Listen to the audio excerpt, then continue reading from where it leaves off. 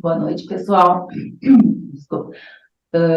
A gente está muito contente de dar início, então, à atividade do Clube do Livro de 2023, né? Nós somos o Núcleo de Humanidades Médicas da PRF e a nossa ideia é sempre trazer obras de arte, obras literárias, né? Discussões que envolvam e que sensibilizem, né? As pessoas que vão estar nos assistindo, os psiquiatras, né, para uma clínica mais apurada, para uma capacidade de empatia e de sensibilidade frente às questões humanas, né? Então, o Núcleo de Humanidades Médicas, ele faz essa ponte, né, entre as áreas das humanas e a nossa prática. Então, aqui comigo eu tenho a Leia Kochner, acho que, e a Gislaine Baroni, e o Pedro Vitor, que somos, então, do Núcleo de Humanidades. A gente tem outros integrantes que hoje não estão podendo participar, né? Então, a gente está muito feliz de trazer essa autora, que foi o Prêmio Nobel do ano passado, e que tem uma obra grande, né? A gente selecionou esse livro, entre vários outros, para comentar, e até porque ele traz, né, uma questão de subjetividade imersa na sociedade, na história, que é muito instigante. Então, a gente está aguardando a professora Juliana, né, mas a gente vai começando, assim, a falar um pouquinho das nossas impressões, depois a gente, né, tomara que a gente consiga ter né, a participação da Juliana para enriquecer aí o nosso encontro. Léa. Ah, Boa noite aos colegas, então, aos participantes. Eu sou Leia Kochner. Eu fiz um pequeno resumo para apresentar, assim, vida e obra, muito sucintamente, a nossa autora, para quem não tem ideia. Temos 5 livros traduzidos dessa autora no Brasil, provavelmente teremos mais, ela tem uma produção muito grande, e com o Nobel geralmente ganha mais visibilidade, acaba sendo indo adiante a produção do escritor. Então, a Annie Ernaux, então, escritora francesa de prosa peculiar, se fez mais popular no Brasil após ser a primeira mulher francesa a receber o Prêmio Nobel de Literatura em outubro do ano passado. Além desse, já ganhou vários prêmios ao longo do tempo, não quis elencar todos, né? Nasceu em Lillebonne, na França, em 1940, estudou na Universidade de Rouen, Normandie e Bordeaux, ganhou inúmeros prêmios literários, incluindo o prêmio Marguerite Yourcenar em conjunto da sua obra em 2017, que é um prêmio interno da França, e de sua enorme produção, há 5 obras suas traduzidas para o português, através das quais podemos ter uma ideia de seu universo literário e de seu estilo. Bom, são eles os livros, né? O Lugar, que é o livro que ela sugere que a gente comece a ler, o trabalho dela, e até nesse livro que a gente pretende ver hoje, os anos até ela volta em algumas questões que ela tratou no Lugar, voltam à tona. O Lugar é de 1983 e é quando começa a se definir o estilo dela. Ela tem alguns livros anteriores, mas que ela considera que o estilo dela foi criado, é um estilo muito peculiar, foi criado a partir desse livro. Aí depois do Lugar tem o Acontecimento, que é de 2000, Os Anos, que é esse que a gente tem para ver hoje, que é de 2008, A Vergonha, que é de 2022, e O Jovem, que é um livro minúsculo, muito pequenininho, parece uma miniatura, né? Que também é de 2022. Alguns dos seus livros deram origem a filmes, né? O Lugar foi filmado, O Acontecimento disponível na HBO Max, que ganhou o Leão de Ouro de melhor filme no Festival de Veneza. Pura Paixão, disponível no Netflix, que é o mesmo nome do livro, que não foi traduzido no Brasil. Para a professora Juliana, só para explicar, enquanto aguardávamos, eu estou apresentando a escritora, né, para o pessoal. Desculpa, tive um problema. O Zoom do meu computador está aqui dizendo que está atualizando, mas... Sim. Isso a gente Aí eu peguei. acontece. Então, Pura Paixão está disponível no Netflix, que é o mesmo nome do livro, que não foi traduzido no Brasil, e ele foi muito criticado, foi considerado uma adaptação com uma abordagem superficial, mas pode valer a pena ser visto, porque cada um tem a sua própria experiência literária ou cinematográfica. Talvez a abordagem escolhida pela diretora tenha sido produto da dificuldade de representar a complexidade do personagem, optando por uma visão mais simples do que o livro apresenta. O livro consta muito mais rico. A autora é considerada dona de uma prosa difícil porque busca excluir os afetos. Nem sempre ela consegue. A gente vai ver que os sentimentos aqui e ali estão aflorados. O extraordinário de sua prosa é que, nesse tom documental e aparentemente privado de emoções, ela desperta o emocional do leitor. À primeira vista, isso pode tornar-se desconcertante e gerar rechaço à leitura, desconforto ou estranhamento. Seu projeto não é ficcional. Ela mesma afirma que seu trabalho é biográfico e não é autoficção. Escreve-se no estilo referindo-se a um lugar como história autossociobiográfica. Estudiosos de sua obra consideram que essa definição serve também para o restante da sua obra. Foi esse livro, O Lugar, que foi vencedor do prêmio Renaudot, que lhe deu destaque na cena literária francesa. Nele, ela descreve fatos como uma cuidagem de pesquisa de suas memórias o mais exatas possíveis e sem interpretar os fatos, somente descrevendo-os como se fosse um documentário. Tais fatos, a situação familiar, e que podemos chamar de biografia do pai, são descritos no cenário da realidade sociocultural da França no início do século XX. Essa forma racional e descritiva faz do livro um depoimento sobre a influência do contexto social na formação e visão de mundo das pessoas. Ela faz uma descrição do indivíduo mergulhado na história, talvez no estilo da história.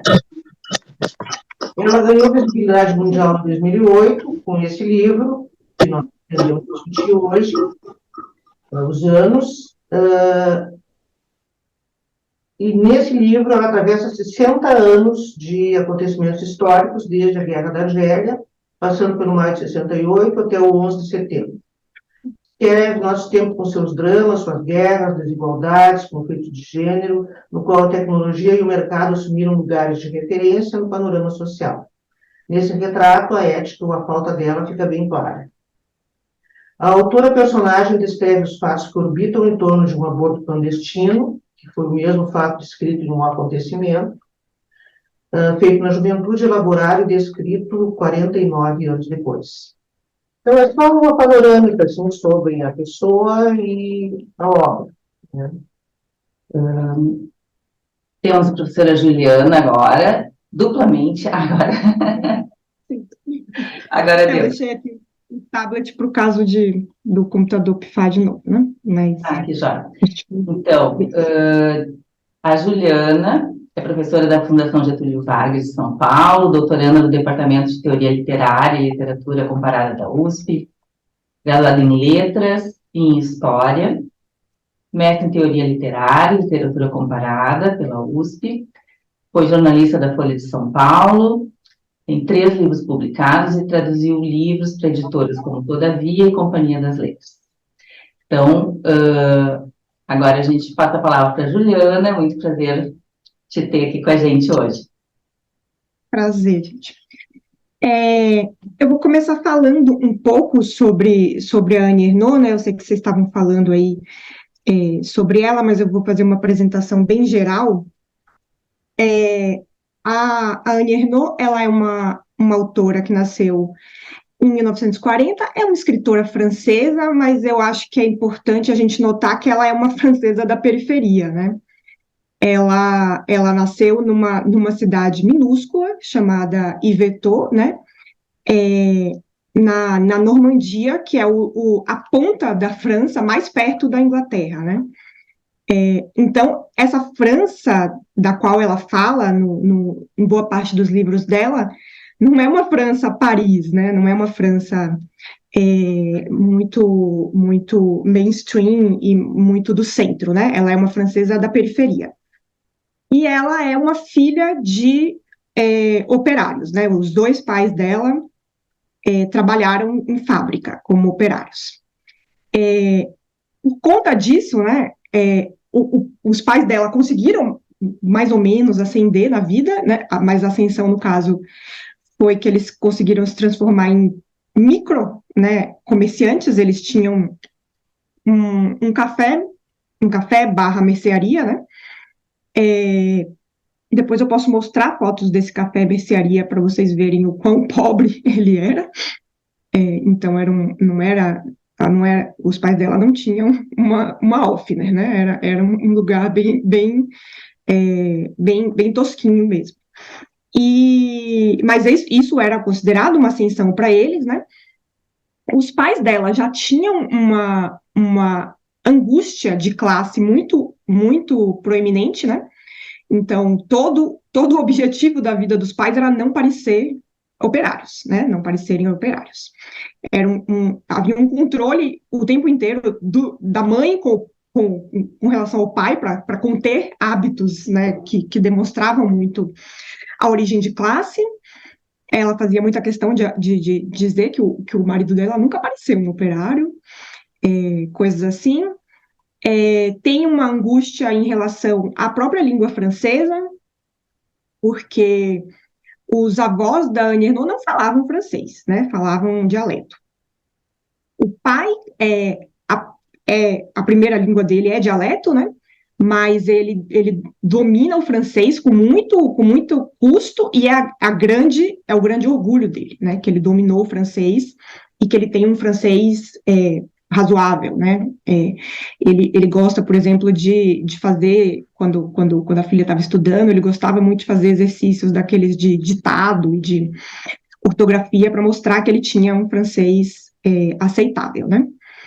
Mas os pais dela são muito simples, com muito pouco estudo e com uma angústia muito grande, né? Uma sensação de inadequação muito grande por conta de uma origem de classe e de uma origem cultural, né? De uma origem que não é exatamente francesa, né? Uma origem de um subgrupo da França, uma minoria não valorizada. E eles passam essa angústia para a Annie Ernaux, né? Ela não é filha única, eles têm uma outra filha, mas que morre, né? Que é o episódio que ela conta num livro chamado A Outra Filha. Mas, enfim, ela acabou sendo criada como filha única. E eles passam muito dessa angústia de classe para ela. Eles fazem muita questão que ela estude, né, e que ela ascenda socialmente. Porém, quando isso acontece, há um clima de separação, né, entre eles, um clima de estranhamento. Por conta disso, eu acho que esse livro, os livros dela, né, eles acabam falando bastante para um público brasileiro principalmente um público que viveu, né, os anos de expansão da universidade, em que, né, muita gente foi de primeira geração, os pais lutaram para que essas pessoas pudessem ser a primeira geração na universidade, mas quando isso rolou, tem uma relação tensa, né? Não é uma relação totalmente tranquila, né? Não é só orgulho que sentem dos filhos, também sentem também há uma hostilidade e uma sensação de você não é mais muito meu filho, né? Você virou outra coisa, né? Então eu acho que por conta disso, ela acha que ela é uma pessoa transclassial, né? Ela usa esse termo para falar de pessoas, né, que tiveram essa ascensão e que ficaram meio um pé lá, outro cá, né? E ela se sente inadequada um pouco nos dois lugares. ela começa escrevendo não ficção, né? Ela começa tentando ser uma escritora, tentando ser uma escritora de ficção. O primeiro livro dela é um livro de ficção, eu acabei de esquecer o título, mas já vou lembrar.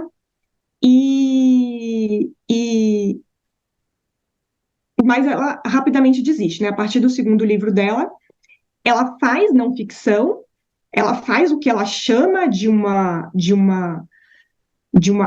biografia social, né? Ela acha que as experiências dela, ela não, quer dizer, tudo que a gente associa à escrita de si, a escrita biográfica ou semi-biográfica, a gente associa muito a uma ideia de indivíduo, né? E de um indivíduo que é especial, que ele tem coisas especiais para contar, porque ele teve uma trajetória de algum modo especial, não necessariamente porque ele fez grandes coisas na vida dele, mas porque ele teria uma forma de enxergar o mundo e de pensar e de viver que seria singular de alguma forma. E é tudo que ela não tenta fazer, né? Ela acha que ao contar esses episódios, essas coisas da vida dela, ela está fazendo um mapa de uma geração, né? Então, de uma classe social, de uma experiência coletiva, né? Ela acha que a experiência dela é uma experiência típica de determinado grupo de mulheres francesas, né? Nascidas na década de 40, da periferia, né? Ou que migraram de classe social. Então, ela não acha, né? Ela não conta esses episódios do ponto de vista de que eles seriam excepcionais ou de que ela seria uma mulher de algum modo excepcional, né? Justamente, a ideia dela é justamente o contrário. E tem essa questão de que ela afirma que os livros dela são de não ficção e ponto, né?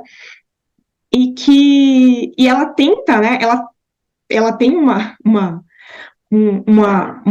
veia sociológica e bourdieusiana bastante proeminente, né? Ela tenta descrever as coisas sem interferir, né? Sem interpretar e sem passar muitos sentimentos.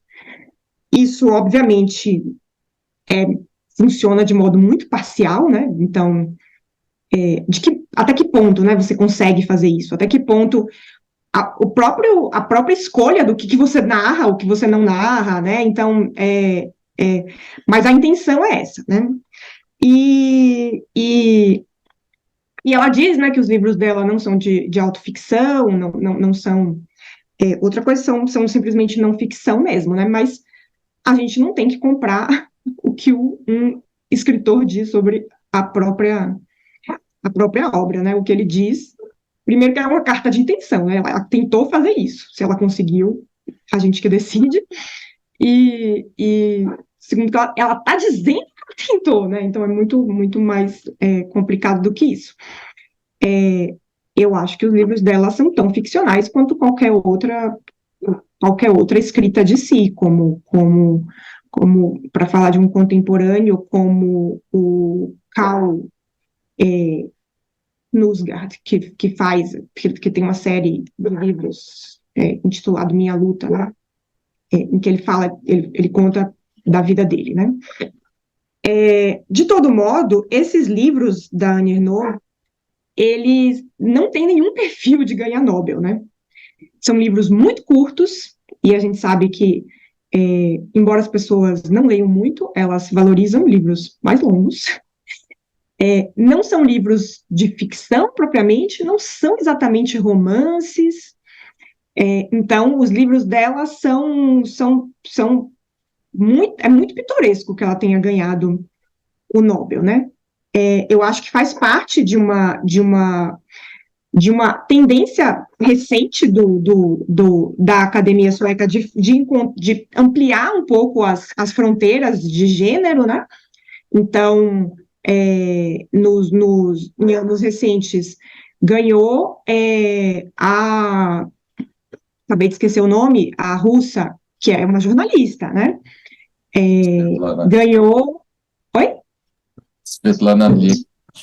Isso. Ganhou o Kazuo Ishiguro, que a obra toda dele é brincar com gêneros, né? Misturar os gêneros e brincar com gêneros.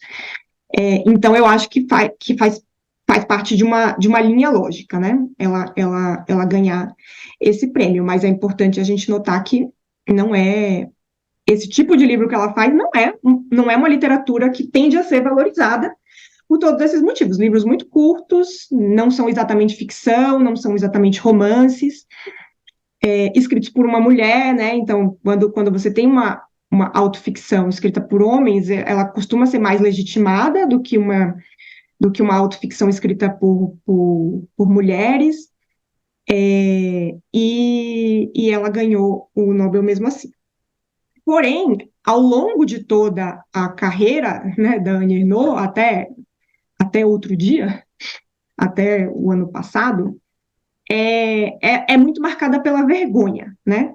A vergonha é um tema importante para ela, porque essa vergonha que passa por essa origem de classe dos pais, que passa pela migração de classe dela, ela tem vergonha das duas coisas, tem vergonha de ter uma origem pobre e tem vergonha de ter traído, né, essa origem, e tem essa vergonha permanente dos livros dela, né?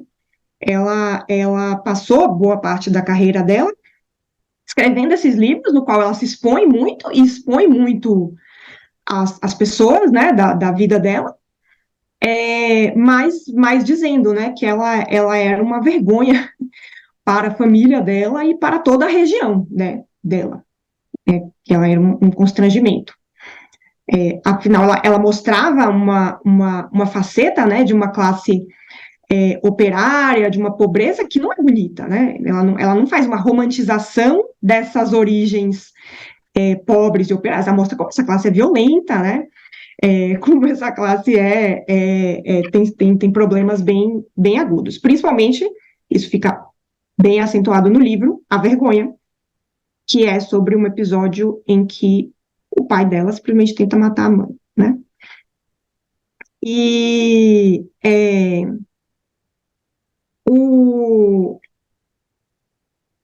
os anos, né, que vocês leram, ele é considerado a obra-prima da Annie Ernaux.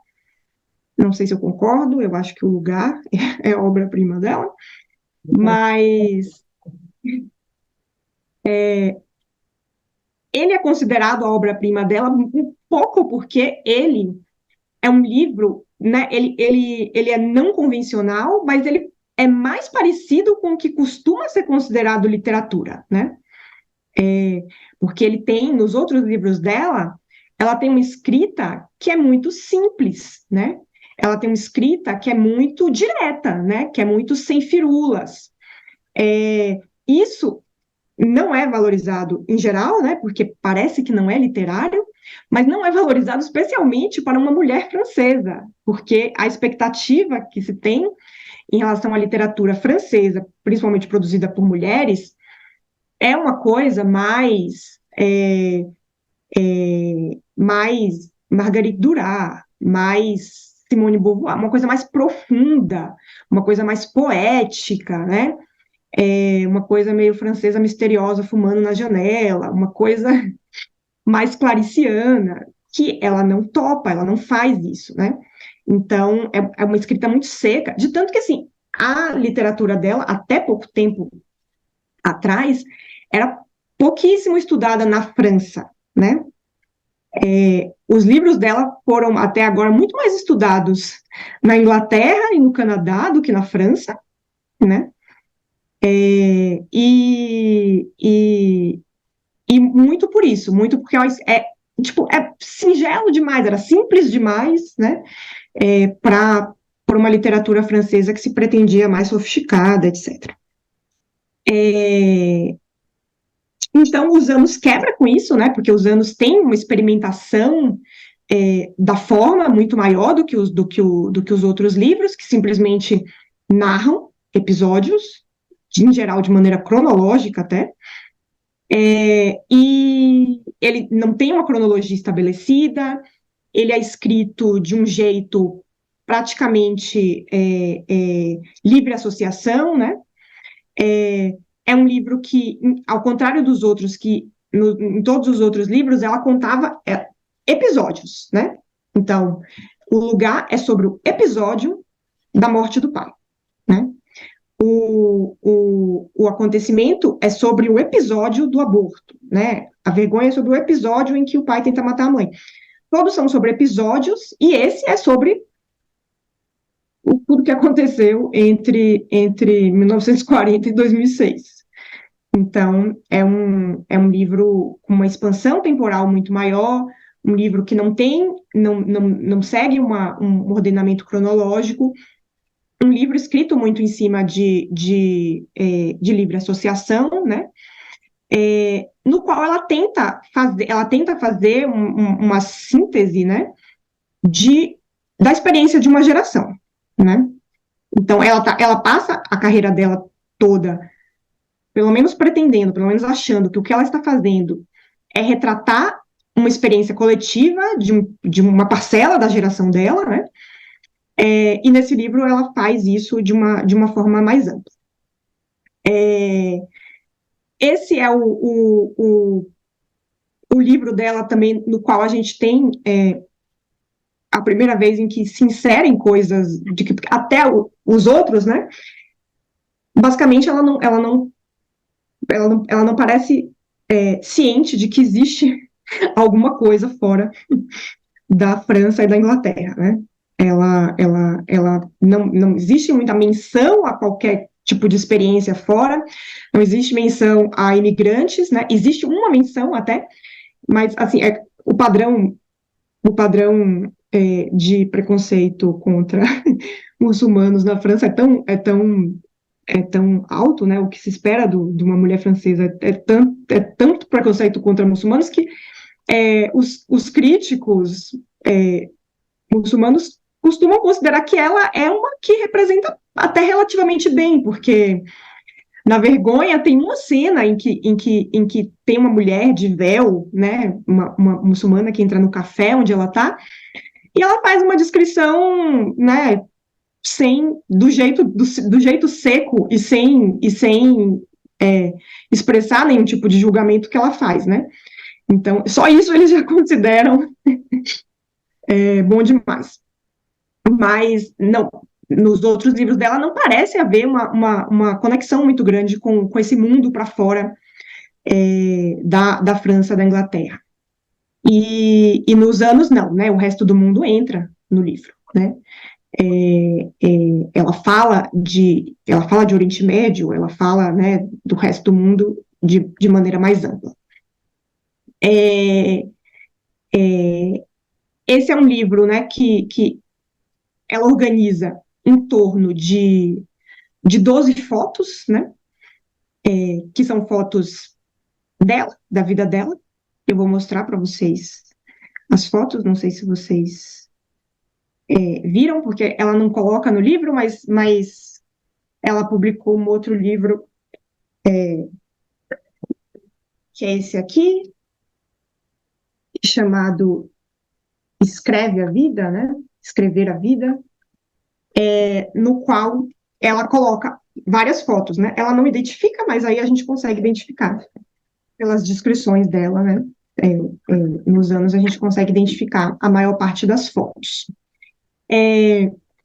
Mas também nesse livro, a ideia dela com essas fotos seria meio que mostrar que essas fotos dela são fotos que qualquer pessoa da geração dela na França teria umas fotos parecidas, entendeu? Então, nem assim é uma coisa de especificidade, né? É uma coisa sempre de... Ela fala dela para falar do geral, né? Então, ela acha que são fotos que, enfim, qualquer francês da idade dela vai ter umas fotos muito parecidas com aquelas na gaveta. E nesse livro, ela adota, né? Ela não fala na primeira pessoa, como ela falou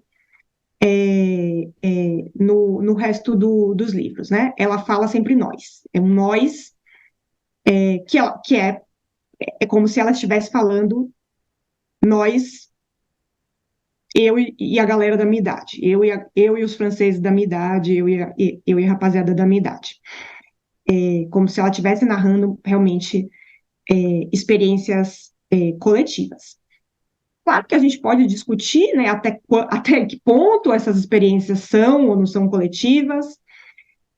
No momento em que ela escreve Os Anos, né, ela já é uma escritora muito conhecida, né? Ela não é tão respeitada assim, né? A ponto da gente achar que ela ia ganhar o Nobel, mas ela já é uma escritora, ela já não tem a experiência de uma pessoa normal, né? De uma professora de francês normal, né? Eu esqueci de falar na coisa dos pais dela, né? Tem a questão de que ela virou professora de francês, né? E o professor de português, né, da língua natal, né, da língua vernácula, ele sempre tem uma... Ser professor, né, assim como ser médico, já cria uma atmosfera de um respeito esquisito, né, das pessoas em relação a você. Mas dentro dos professores, o professor de português, ele é o mais temido, porque ele é o que pode dizer que você não sabe nem falar, né, você não domina a coisa mais básica, né, que é a sua língua natural, a sua língua materna, né? Ele pode desmerecer a coisa mais básica que você, né? Então tem uma relação especial, né? E ela vira professora de francês, né? Com esses pais muito pouco escolarizados, com avós que não falavam francês, com esse pai que aprendeu francês a duras penas. Um processo. Ela ter virado professora já é um problema, mas ela ter virado professora de francês é pior, né? Do que se ela virasse professora de química, de matemática, de qualquer outra coisa assim, né? Porque é uma coisa. O francês é meio. Você não sabe nem isso, né? Pelo amor de Deus, o que você sabe na sua vida?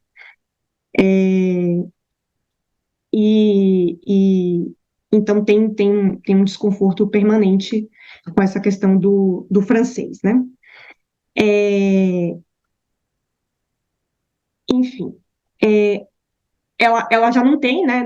Quando ela escreve Os Anos, ela já não pode, porque enquanto ela estava escrevendo até, deixa eu ver, até ela, a vergonha, o lugar, o acontecimento, são todos livros em que ela tinha mesmo uma experiência, né? Ela está narrando épocas da vida dela em que ela tinha experiência de uma, de uma menina filha de operários, que estava ascendendo socialmente, mas que também qualquer erro, né? É uma coisa que quem lê o acontecimento consegue perceber, né? Qualquer erro mínimo que ela tivesse na vida, ela voltava para a pobreza, né? Então, o negócio da gravidez dela, por exemplo, qualquer deslize que ela desse naquele ponto ali da ascensão social dela, ela voltava a ser balconista do café mercearia dos pais dela, né? Então, não era uma situação estabelecida nessa transição social e tal. Então, ela tinha uma experiência que pode ser uma experiência média da mulher francesa que estivesse ascendendo socialmente naquele período. Mas o jovem já não tem essa experiência, né? No jovem, ela já é uma escritora conhecida, e nos anos também. Então, o projeto dela, né, de narrar uma experiência coletiva, ele fica um pouco prejudicado pelo fato de que ela não teve uma trajetória tão comum assim, né? Em algum momento, a trajetória dela como escritora acaba diferenciando ela do coletivo que ela pretende narrar.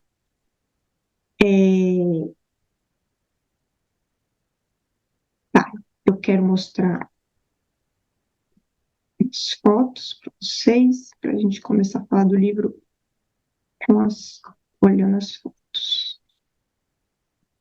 Essa questão da ascensão social me fez lembrar da obra da Neuza Santos Souza, O Tornar-se Negro, cujo subtítulo é As Vicissitudes do Negro em Ascensão Social no Brasil. E é justamente fala muito sobre, ela entrevista uma série de pacientes e de pessoas que, que relatam justamente essa questão de sentir que está atraindo um grupo ao qual ele pertence por simplesmente estar ascendendo socialmente, né? Então, o que a Annie parece retratar muito é essa angústia de sentir que deixou os pais para trás e já não pertence mais àquela cidade, quase, né? Abandonar aquilo. Não pertence mesmo. Tem um texto do Thompson, eu esqueci o título, mas eu posso passar para vocês, em que ele discute isso, né? Que o Thompson é um historiador inglês que ele faz parte dessa geração de historiadores maravilhosos marxistas da Inglaterra, e ele passou a vida inteira, né, dando aula para jovens adultos, né, para fazer educação de adultos, pobres, que estudavam de noite. E ele fala disso, de que, tipo, um dos entraves, né, era para essas pessoas quererem até, né, evoluir na educação, é um sentimento de que você vai perder as suas conexões sociais. Mas isso porque o quê? Né? É uma educação que quer transformar todo mundo em burguês, né? Então, é uma educação que é para fazer isso, é para transformar esses operários em burgueses sem dinheiro, né? Mas ele acha que isso não é necessário, né? Essa é uma contradição que ele reconhece que existe, mas que ela não é uma coisa necessária. Tá, eu vou mostrar as fotos, né, que ela vai descrevendo. Tá, antes de mostrar as fotos, né? Por que ela vai mostrar essas imagens? Ela constrói o livro, né? A primeira coisa que ela fala nesse livro é que tudo vai desaparecer, que todas as imagens vão desaparecer. E ela começa a falar, né, de imagens, tanto de imagens muito frugais e cotidianas, de repente que só ela viu, porém que, na verdade, todo mundo viu alguma coisa parecida, quanto de imagens, né? Então, essas imagens a gente sabe que vão morrer, porque quando a gente morrer, as coisas que você viu, né, vão morrer com você, mas ela não para por aí, né? Não são só as imagens que você viu individualmente que vão desaparecer. Ela começa a falar de o vento levou, ela começa a falar dos judeus que foram retirados dos campos de concentração. Ela começa a citar imagens, né, históricas muito, muito importantes, imagens que são da nossa cultura coletiva, compartilhada, e ela vai falando que essas imagens também desaparecerão, né? Então, não é só você como indivíduo que vai desaparecer. Tudo que você chama de uma cultura compartilhada vai desaparecer também, né? Porque vai ser substituído por outra cultura, né? Vai ser substituído, né? Uma cultura meio que é um projeto é um pacto de você lidar com a morte através dessas coisas coletivas, né? Então, eu vou morrer, mas a rapaziada aqui vai continuar gostando de futebol e feijão, e vai dançar essas e essas músicas, etc.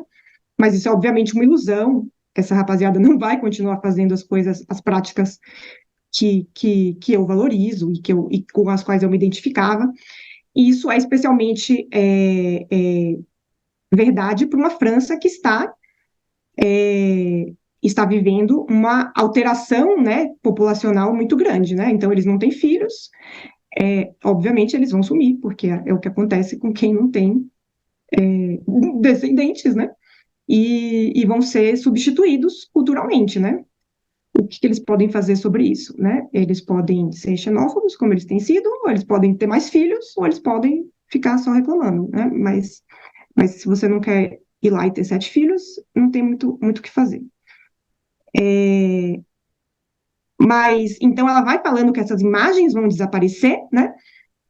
E ela mostra as imagens, ela vai falando sobre as imagens dela, vai mostrando as imagens dela, que são imagens muito, muito comuns, muito corriqueiras, e ela usa essas imagens para incitar essas memórias, né? Então, ela começa a fazer livres associações a partir dessas fotos, né? A primeira, né, ali mais ou menos na página 20, a primeira que ela descreve é essa imagem dela ainda bebê, né? Esse segmento de fotinhos aqui. Eu posso passar esse arquivo depois para vocês com as fotos. Dela ainda bebê, aqui é atrás da mercearia dos pais. Aí depois tem uma foto dela com 4 anos, que é essa aqui, bonitinha. Então, uma foto dessas de escola, que também todos os franceses da época dela devem ter, que nem a nossa de Papai Noel, né? Tipo, criança vestida de Papai Noel da escola, alguma coisa assim. Depois ela tem uma foto com a mãe, em 44 ou 45.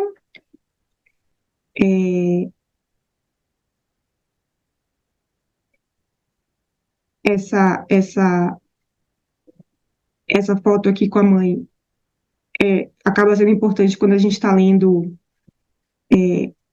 a vergonha, né, que ela fala de como a aparência da mãe dela, né, ela explica muito como essa vergonha de classe se manifestava na prática, né. Uma, um episódio que ela conta na vergonha é de um episódio em que a mãe, ela tinha participado de um passeio na escola, né, e depois todo mundo foi né, a excursão da escola foi levar cada pessoa na casa, ela foi a primeira, e a mãe dela abre a porta, né, que tá toda vestida, assim, tipo, de a roupa mais nem aí, mais estava fazendo faxina aqui em casa, de todos os tempos, porque ela não esperava ver ninguém, ela esperava encontrar só a filha dela, e de repente estão todos os alunos da escola olhando, né, e as professoras. E todos ficam muito desconfortáveis, porque julgam muito a mãe dela, ela também, né, se sente muito desconfortável com a aparência da mãe, a mãe se sente inadequada, e mostra, né, tipo, é uma das primeiras vezes em que ela enxerga os pais pelo olhar de fora, né, ela enxerga os pais como aqueles colegas dela enxergam os pais dela. E aqui a mãe dela, mesmo quando tá arrumada, tá com o cabelo louco, né, não está como uma madame francesa.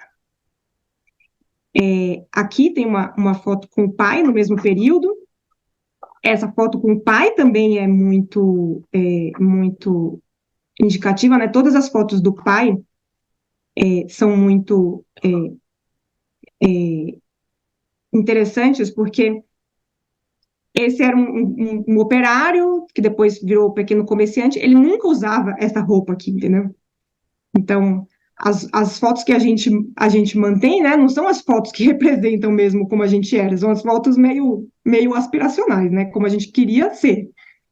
Então, o pai dela, que quase nunca usou terno na vida, que na hora de ser enterrado, foi enterrado com o quê? Com o terno que foi pro casamento dela, né?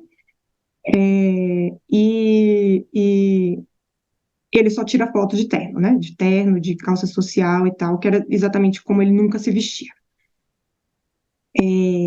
Depois a gente tem uma foto dela na praia, essa praia francesa horrorosa de Pedregulhos, né?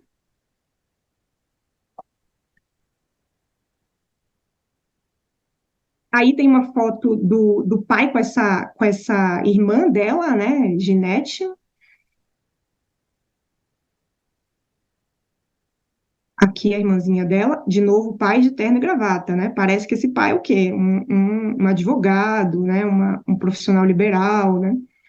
Em todas as fotos ele sempre está. Na foto que está na capa do lugar, por exemplo, ele está não só de uma roupa mais formal, como ele está na frente do carro, né? Para tipo, olha, você tem bens, né? Você não é um pobretão.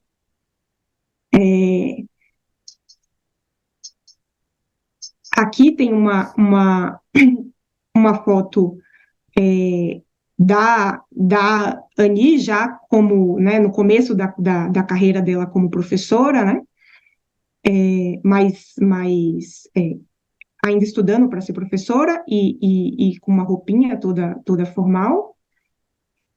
Depois tem uma foto dela na residência universitária, onde ela abortou, né? Então, na época em que ela narra o acontecimento, e no quarto onde ela teve o aborto dela. Depois tem uma foto, né, dela com o filho, e se eu não me engano aqui é a mãe dela ou a sogra? Eu acho que é a sogra, não é a mãe dela. Mas no momento em que ela casa com um cara, com um francês de verdade, né, cuja família sempre falou francês, e com um cara bem mais classe média, né? E isso fica aparente também, né? Ele não tem nenhuma relação com a família dela, né?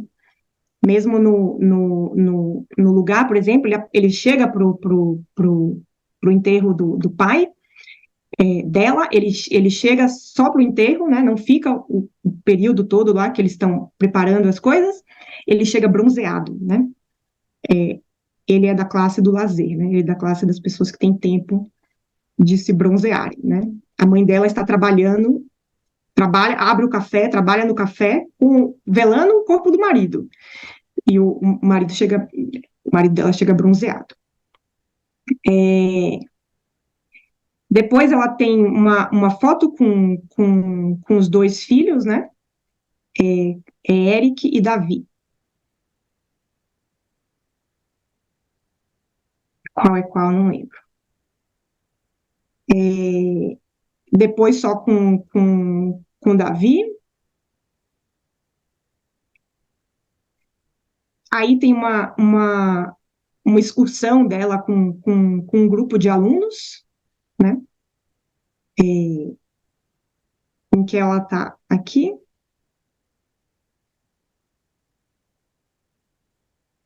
Tem com os filhos, mais recentemente, e a foto final é dela com a neta dela. Então, acho que são todas fotos que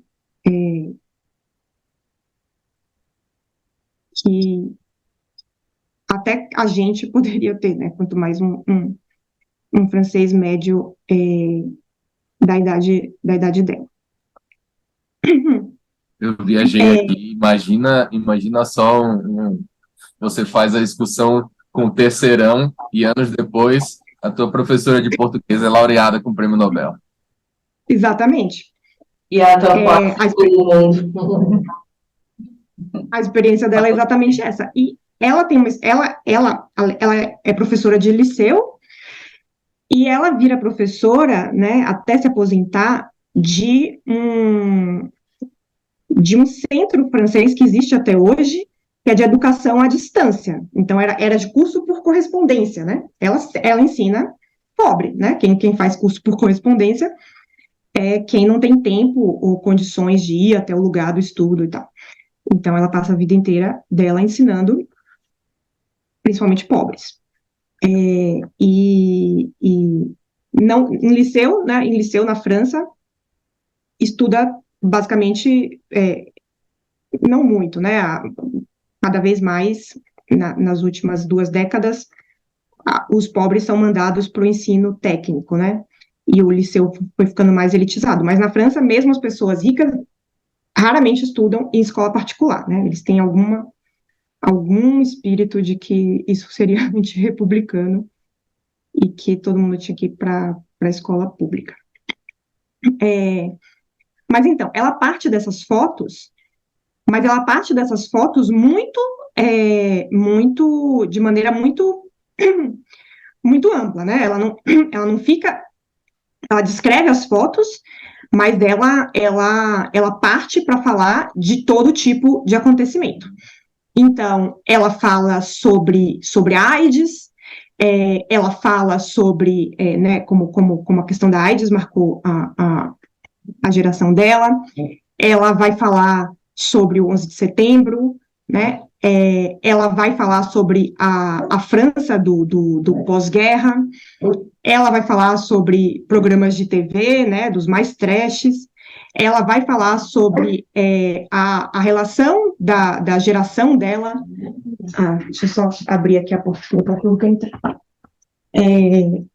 A relação da geração dela com a tecnologia, né, com a inserção da tecnologia, então, com e-mail, com iPod, com smartphones, né, como eles foram lidando com isso.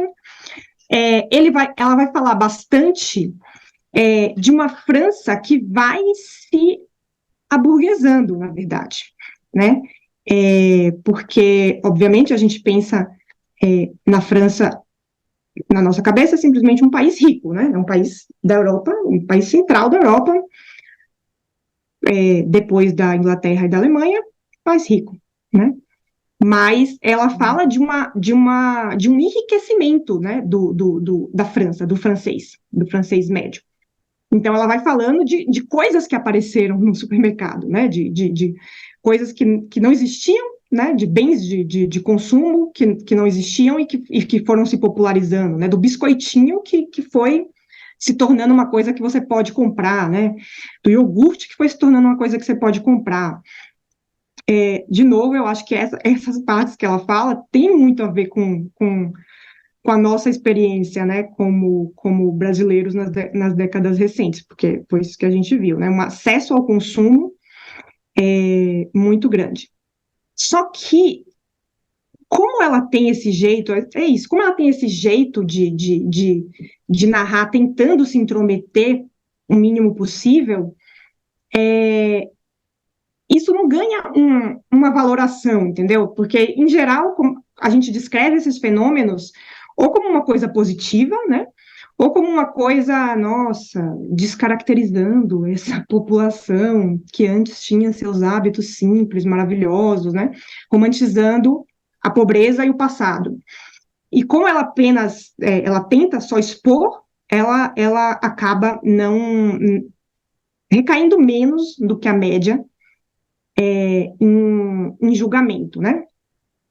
E no meio dessas experiências todas, né, coletivas, que ela vai tratando, as fotos, né, são a única coisa, são o único momento mais pessoal, né, que ela coloca. Mas mesmo assim, ela descreve a foto como se fosse a foto da gente, né? Então, olha a gente aqui na praia, em 45, né? Olha a gente aqui fazendo isso e isso. Ela não descreve como se fosse uma foto dela individualmente. E eu acho que essas fotos, elas têm duas funções, né? Elas têm três. A primeira função é a partir dessas fotos que ela suscita, que ela faz essa lembrança voltar, né? Essas fotos também mostram, elas marcam o lugar de fala dela, então, né, ela vai mostrando quem ela era naquele momento, né? Naquele momento que a gente está vivendo isso, eu era isso aqui, né? E ela trata ela mesma, isso eu acho muito interessante, porque eu acho que é a verdade, ela não trata ela, Annie Ernaux, como ela sempre foi ela mesma, entendeu? Ela trata como, né, neste momento, eu era uma universitária pobretona que morava na residência universitária da faculdade acabei de esquecer o nome da faculdade que ela fez. Nesse momento, eu era uma mãe, né, professora, casada com um cara mais burguês, e aqui com meus filhinhos. Então, tipo, ela não trata como se ela sempre tivesse sido ela, né? Que é a verdade. Então ela vai mostrando quem era ela quando ela viveu, né? Então, de que perspectiva ela acessou esses momentos, né? Quando ela era bebê, né? Tipo assim, quem é aquele bebê, né? aquele é um bebê que vai viver, né, que vai pegar a Segunda Guerra, né, tipo, é um bebê que vai viver aquela Segunda Guerra, né. Ela não trata como se fosse o tempo inteiro passando. Mas, no entanto, tem coisas que permanecem, né? Então, ela, durante todo, né, durante as várias fases da vida dela, ela muda muito, porém, ela sempre vai continuar sendo branca, sempre vai continuar sendo uma francesa, heterossexual, né, uma mulher. Então, né, existem algumas características que são constantes, né? Mas ela não enxerga a experiência dela toda como se fosse, né, como se ela já fosse uma escritora ali, quando ela estava na praia, com 45. Outra função, né, é uma questão de dividir, separar de maneira mais acentuada o momento em que se vive e o momento em que se conta, né? Então, quem vive aquela experiência é uma pessoa, e quem conta aquela experiência é outra, né? Isso está marcado em todos os livros dela. Nesse aqui ela deixa bastante marcado, mas está marcado em todos os livros dela. Porque em todos os livros dela, ela faz uma arqueologia, né, desse passado próprio.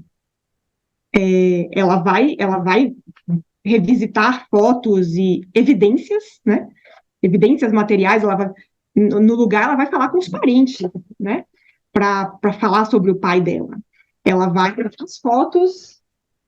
Param de brigar. Ela vai falar com a mãe dela para descrever esse pai.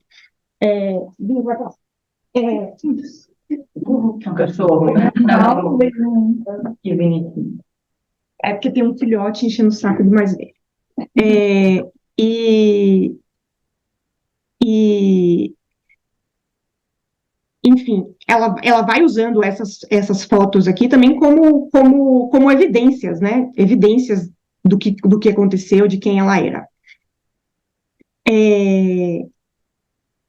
Existe um convite implícito aí também nesse livro, que é para que o leitor, né, você, substitua essas fotos dela por fotos suas, né?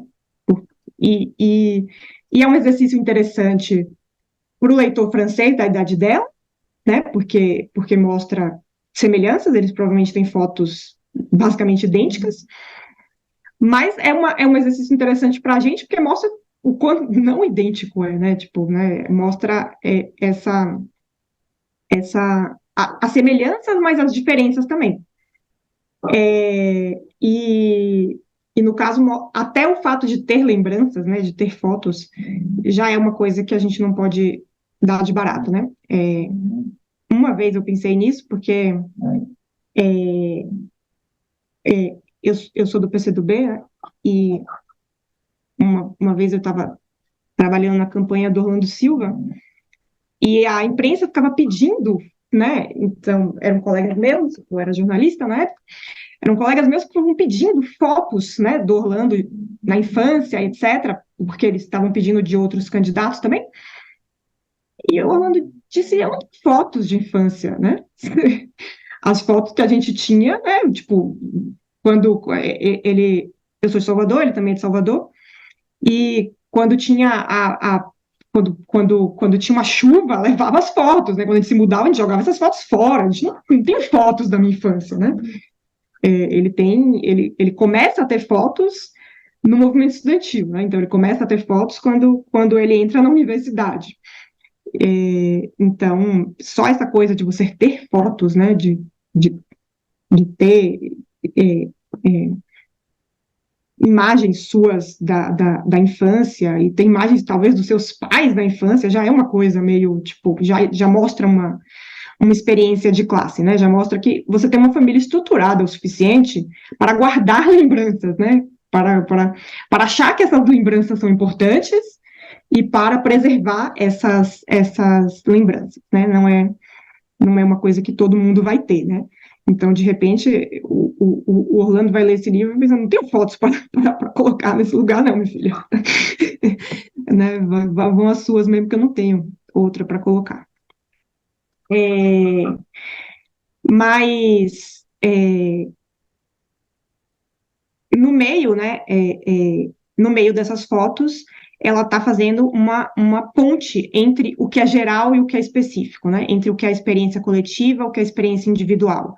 Ela está falando de uma França que enriqueceu primeiro, né, depois do pós-guerra, existe um enriquecimento da população europeia, existe um estado de bem-estar social que é implementado, e ela vê esse estado ser implementado e ser desmontado, né, durante o período de vida dela. Ela vai descrevendo esse processo.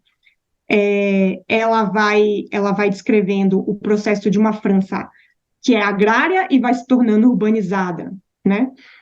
De uma França que era um pouco, que estava na ponta, né, da política, né, com Maio de 68, com as vanguardas, e que vai se tornando um país conservador, né, em grande medida.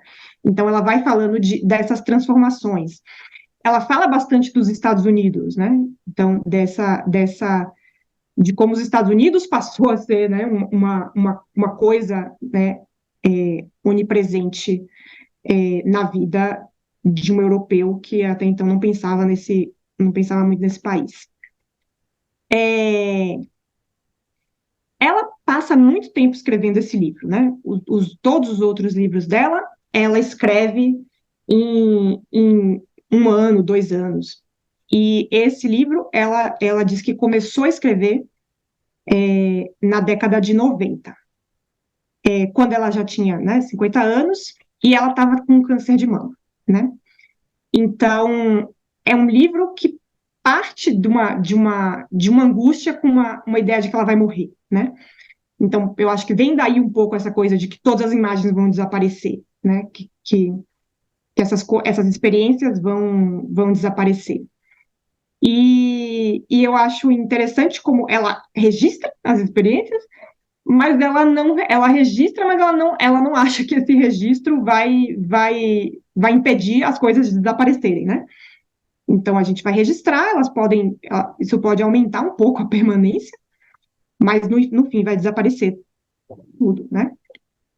É, é, e, e, ela vai falando, né, tipo, é isso, das coisas mais comezinhas, da propaganda de detergente, até os livros de história, todas as coisas que a gente acha que são compartilhadas. Eu acho que tem, né, que tem a ver com uma experiência também de um país que tá mudando loucamente, né, que tá se transformando em outra coisa, uma outra coisa que a geração dela quase não entende, né, mas sabe que todas essas coisas vão desaparecer. É uma experiência que, nesse sentido, é muito diferente da nossa, né, porque o Brasil é um país que não chega a ter 1% de imigrantes, né? Então, a gente tem uma população que todo mundo, você dá de barato que todo mundo teve, todo mundo assistiu a Xuxa, todo mundo sabe quem é Pelé, todo mundo fala português, e na França não é bem assim. Então, é um país muito mais fragmentado e com uma ideia de que é uma cultura que vai ser substituída, né? Muito mais premente. O livro não tem, né, exatamente um final, não tem um desfecho. Os outros livros, eles têm desfechos, porque eles estão contando episódios. Esse não tem, né, muito um desfecho. Mas eu acho que, embora ele seja o mais ousado em termos de forma, ele tem uma linguagem mais ousada que os outros, então ele tem esse uso da terceira pessoa, ele tem essa fragmentação temporal, ele tem uma livre associação, Mas, apesar de tudo isso, apesar dele ser formalmente o mais inovador, eu acho que é, é o livro mais conservador dela, de algum modo, porque é isso, eu acho que é o livro dela que mais parece literatura, sabe? É o que mais parece. Você lê e pensa, isso aqui é uma obra de arte, não é um relato de um episódio, que eu também posso sentar e relatar o enterro do meu pai, né? Então, ela é o que se afasta mais de uma escrita documental, que é o que marca a carreira toda dela, né? Então, eu acho que esse livro ele também é o maior, né? Então, todos esses fatores. Ele é considerado a obra-prima da Annie Ernaux, mas eu acho que essa é na verdade, é uma opinião conservadora sobre, sobre, sobre a obra dela, sobre a carreira dela, porque escolheram o livro menos Annie Ernaux de toda a carreira da Annie Ernaux para dizer que é o melhor, né? É, o livro que eu acho mais interessante é o Lugar, o livro que eu mais odiei, com todas as minhas forças, até porque é um assunto muito. Foi o acontecimento, né? Mas é um livro. Mas em todos os livros, né, ela se recusa a romantizar as coisas, ela se recusa, né? Então, é um livro sobre aborto que ela achava que os outros livros que falavam de aborto, né, que tocavam no assunto de aborto, tinha tudo menos o aborto, né? Tinha o antes, tinha o depois, mas não tinha o aborto, né? E ela narra e um aborto, né, tétrico, um aborto muito gráfico. Foi um livro que foi considerado uma das coisas que avançaram o debate sobre aborto na França, mas eu confesso que eu fico surpresa com isso, porque eu acho que é um livro que conservadores poderiam usar, né? Porque ela lida com a materialidade desse feto, né? Ela se livra de um corpo, né? Ela se livra de um corpo nesse livro. Então, ela se recusa sempre a romantizar as coisas. Se recusa a romantizar a pobreza, a romantizar os pais, a romantizar a classe operária, né? Então, tipo, os livros que olham para essa classe operária sempre como, nossa, suas ligações mais, eles são mais colaborativos, eles são também, mas eles também são intrometidos, eles também são violentos, né? Eles também são autoritários, então, Pessoas. oi? São pessoas. São pessoas, e são pessoas que o pai tenta matar a mãe, né? São pessoas com uma, né, eu acho que também tem uma coisa de que não é assim, o pai dela viveu a Segunda Guerra, né? Foi para a Segunda Guerra. Não é assim, você manda as pessoas para a Segunda Guerra, elas voltam e são pais de família É, funcionais, né? Então não é bem assim. Você não vive situações de extrema violência, depois você sai dessa situação e segue a vida como se nada tivesse acontecido. Tem algo ali que tem uma violência que reverbera, né? Então eu acho que essa recusa dela em romantizar qualquer coisa, em romantizar a maternidade, né? Tem vários livros dela. Tem é no não, não lembro, é no que ela narra o caso extraconjugal que ela teve, né? O caso com um diplomata russo, inclusive, né? Que ela teve, e que ela fala desses filhos dela, né? Tipo, imagina os filhos dela lendo isso. E depois ela mostrando as fotos dos filhos dela no livro, né? Ela fala desses filhos dela como os filhos dela ainda moravam na casa dela, né? Já eram jovens, mas moravam ainda na casa dela. E ela estava querendo encontrar o amante, e ela só olha para aqueles filhos e pensa: gente, o que essa galera tá fazendo na minha casa, entendeu? Tipo, eles são para mim que nem filhotes crescidos seriam para uma gata, entendeu? Eu não tenho nada a ver com essas pessoas, né? Eu quero que eles desapareçam para eu receber meu amante, né? Então ela tem uma visão muito não romantizada sobre todas as coisas, sobre si mesma, né? Eu acho que é uma escritora muito interessante por isso.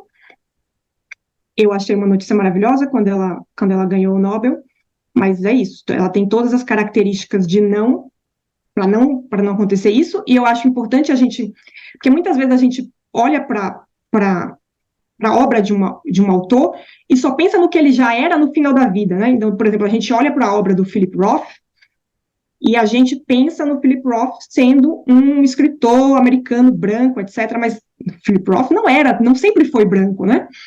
Ele participou da geração americana em que os judeus passaram a ser considerados brancos, né? Então ele começa não branco e ele se torna branco em algum momento, né? Ele passa a ser visto como um membro, né? De uma classe hegemônica americana em determinado momento, mas não é assim no começo. Então a gente pode olhar para a obra da Annie Ernaux pensando, é uma escritora que ganhou o Nobel, mas eu olho pensando, é uma mulher que estava se expondo loucamente, e que era professorinha de escola, sabe? E que estava passando vergonha a vida dela toda, foi um constrangimento para a família dela por um grande período, né? Para os vizinhos, imagina comentarem o que essa mulher estava escrevendo, as coisas que essa mulher estava falando. Ela não era tão reconhecida assim, então, quer dizer, por que ela escrevia isso, né? Não era. Eu acho que a gente precisa olhar como ela, o que era isso no momento da escrita desses livros, né? Não era uma coisa nem um pouco tranquila, né? Ela tinha um Curioso, marido que. Oi. eu estava falando sobre isso, o curioso é que a obra dela aqui no Brasil não ganhou uma notoriedade que a do Karl Ove ganhou, né? E enquanto estava ele retratando os sofrimentos de ser um cara branco, nórdico, e a vergonha que é expor as pessoas da própria família, que ela estava fazendo há algumas décadas, e cadê esse bombar aqui, né? A gente teve assim, um livro dela foi publicado deixa eu ver aqui qual foi a editora que publicou.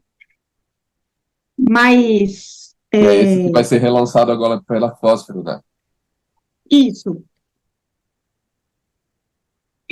foi o Paixão Simples, foi lançado pela Objetiva na década de 90, né? E aí esgotou, obviamente, né? No dia que ela ganhou o Nobel, ainda tinha na estante virtual, aí sumiu. Mas o Paixão Simples foi publicado pela Objetiva, e depois mais nada dela foi publicado, né, no Brasil, até a Fósforo começar a publicar, quando na verdade, já existia, né, ela já estava na lista de cotados para o Booker Prize, né, então ela não tinha, ninguém estava colocando tanta fé que ela ganharia o Nobel, mas ela já estava passando por um outro momento na carreira dela. Mas eu acho que isso indica muitas coisas. Indica por que o livro é mais simples assim. O Knausgaard, ele faz autobiografia, mas ele faz uma coisa mais pretensamente artística. Eu não gosto muito dele, mas, enfim, é um escritor importante, mas não acho tão. As pessoas falam dele como se fosse uma coisa muito mais maravilhosa do que é. E é um homem, né? Então. Ai, eu esqueci o nome da escritora. Deixa eu olhar um segundo. Mas tem uma escritora americana que falava dela mesma, né? Que fazia ficção baseada em coisas dela, né? A Lúcia Berlim. Não. A Lúcia, como é o nome dela mesmo? Silvia Plath, É, não. Deixa eu ver aqui o que eu procurei. A Nora Ephron. A Nora Ephron que escrevia livros baseados na vida dela, né? Ela falava de como O Philip Roth fazia isso, entendeu? Na mesma época. Então, o Philip Roth usava os materiais dos casamentos dele, das separações dele, né, das coisas, e todo mundo considerava aquilo ficção, e uma ficção de alto nível, né? E quando ela usava, era tudo considerado uma chave da fofoca, do diarinho, do confessional. Então, tem uma coisa de que quando isso é usado, né, uma escrita de mulher, é lido de uma maneira muito, muito diferente, né? Então, para mim faz todo sentido que ela não fosse, que a Annie Renault não fosse valorizada.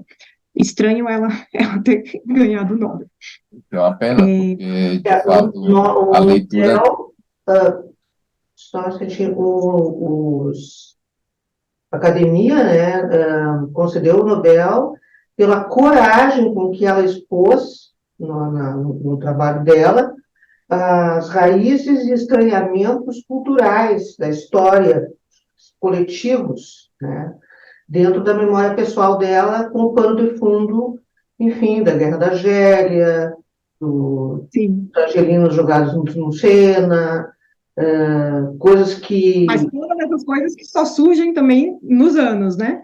Então, também tem isso, é uma obra com um caráter muito local, né? Sim, Com um caráter muito local, até porque ele mal fala da França, né? Ele fala da Normandia, né? Do em pedacinho dela.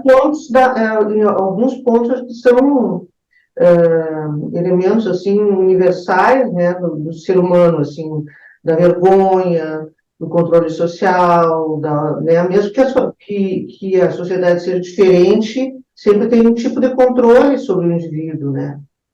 Não necessariamente Com igual cer- que ela viveu, mas de outras formas. Isso também me chamou a atenção.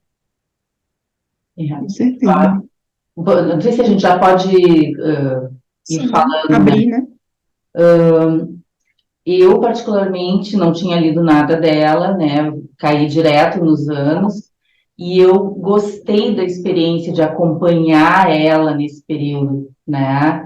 Acompanhar a narração dela, porque, na verdade, ela se distancia, né? Ela não fala na primeira pessoa, mas a gente acompanha as transformações dela e da sociedade, do mundo, né?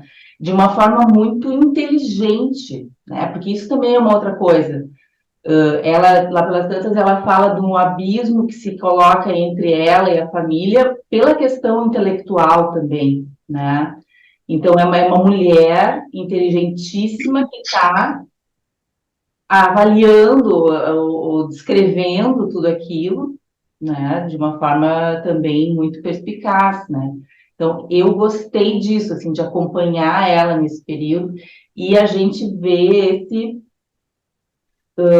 nos mínimos detalhes, né? Porque as descrições dela são muito, assim, baseadas nas coisas mesmo, né? Então, nos fatos, nas coisas. Então, a gente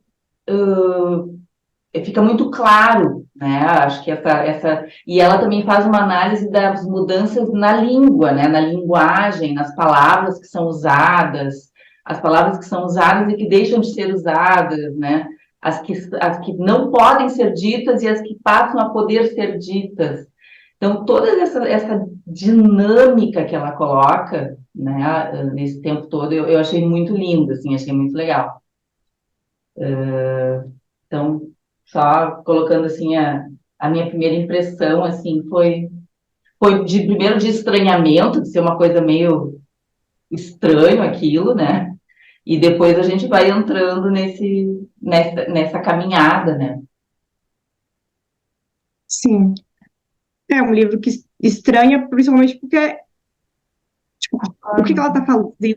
Ela está fazendo relações, Uhum, né? Uma coisa que puxa a outra de maneira muito indireta, uhum, Muito né? indireto. E ela Por exemplo, quando ela chega, coloca, se nós ao menos tivéssemos sabido, lamentamos porque não ficamos sabendo, não soubemos, né, das arbitrariedades do governo do Mitterrand, né? Não, sim, dos- do De Gaulle, né? do De Gaulle, do Charles de Gaulle, né? Do fascismo, do anti... o Mitterrand era o Bonachão. É, Juliana, é que talvez para a gente os anos seja interessante. Eu também gostei mais do lugar, mas eu acho que o que tem de interessante nos anos é que ela conta de uma forma que parece muito fragmentada e com coisas soltas, né? Mas que eu achei o genial do livro, isso que, mesmo parecendo que é desconstruído e solto, permite que a gente vá fazendo uma linha do tempo e acompanhe o raciocínio dela, né? E tem para quem para quem gosta de psicanálise e tal, tem uma escrita mais por livre associação, né, Uhum. que é interessante, né? É uma forma diferente de escrever, mas que acaba fazendo algum sentido, né? Sim, Acho que até porque, por exemplo, os parágrafos, ela não tem parágrafos, às vezes ela começa com letras minúsculas, ela tem um jeito de, talvez até de se impor numa forma de ser, né? sim. Quando eu estava lendo, eu não lembrei, mas hoje, te ouvindo falar, eu lembrei de alguns trabalhos que eu li de mulheres que fizeram uma oficina de escrita como uma forma de expressar o sofrimento de mulheres que tinham filhos bebês que nasciam quando morriam, né? E o que eu já li dela, eu fiquei com a impressão que ela usa a escrita para tratar o próprio sofrimento, né? Para elaborar. Uhum. E ela não se refere a ela como eu nem nada, é sempre ela, né? Ela se usa na terceira pessoa, né? Mas acho que isso é uma estratégia que ela usa, né? Uma outra coisa que eu achei bonita, que a gente vê o livro sendo gestado, né? Ela vai fazendo referências a primeiro a ideia que ela teve, né? Depois como que ela vai pensar, que estratégias ela vai usar, e aí no final né, ela consegue escrever até assim o livro que vai ser escrito, né? E